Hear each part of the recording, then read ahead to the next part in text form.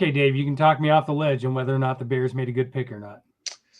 It's hard, on young quarterbacks, right, Chris? I think that we've seen where some guys have hit. We drafted Matt Ryan back in 2008 here.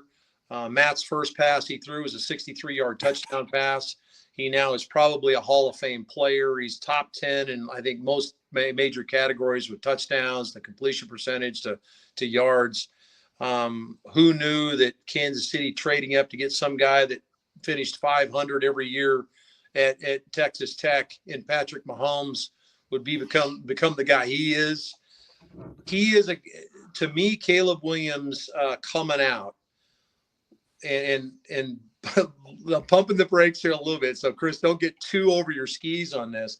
He reminds me, some of the things he does reminds me of Mahomes, his ability to do off-platform things, his ability to throw from different arm angles. I think he's got a really good understanding of the game. I think him following Lincoln Riley from Oklahoma to USC was the best thing that could have happened to him. Obviously, he won a Heisman Trophy. But what Lincoln does from a concept standpoint on the offensive side of the football equates perfectly to the National Football League, and then what they're going to do from a passing game standpoint, how to manipulate coverage, how to understand what you're doing pre-snap, those kind of things.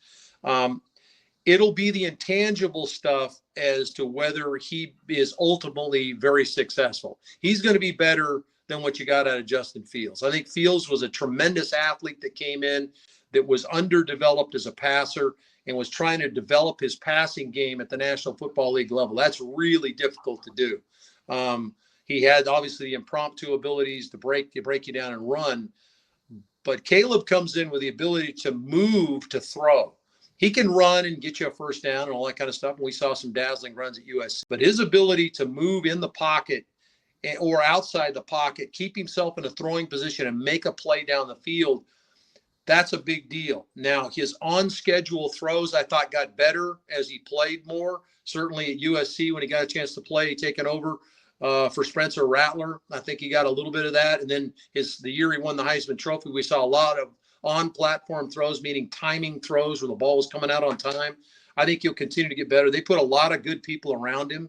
That's a big deal, too. I think the Bears will be a little bit better, defensively, certainly, but I think offensive weapons around him are a big deal. Rome Odunze is a big-time player.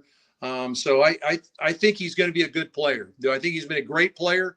That's just how does he handle the around the game stuff? And I know there's some worries about maybe his personality. Does he blend with his teammates and stuff? That's going to be on him. But from a raw ability standpoint, I think he has the ability to be a really good player. Super Bowl. That's all I heard. It's You're August, giving the right? man hope. July and August, right? Jim McMahon's not walking through that door. So yeah, I know. When you were talking about Hall of Fame quarterbacks, I was like, whoa, I wonder what that's like. I don't know what that's like.